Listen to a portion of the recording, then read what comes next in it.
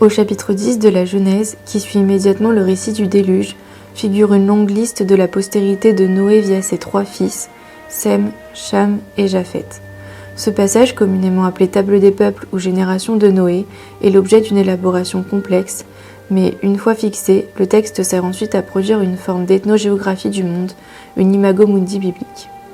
Le premier auteur connu à avoir associé les 70 noms relevés dans le chapitre au peuple connu de son monde est Flavius Joseph au 1er siècle. Bien que le récit ne figurât pas dans le Coran, la tradition musulmane s'en empare également, produisant sur cette base ses propres ethnogéographies.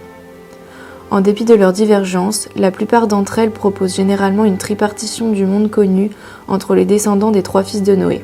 À la descendance de Sem revient l'Asie, à celle de Japheth l'Europe, à celle de Cham enfin l'Afrique. Ces représentations trouvent ensuite logiquement leur place dans les productions cartographiques.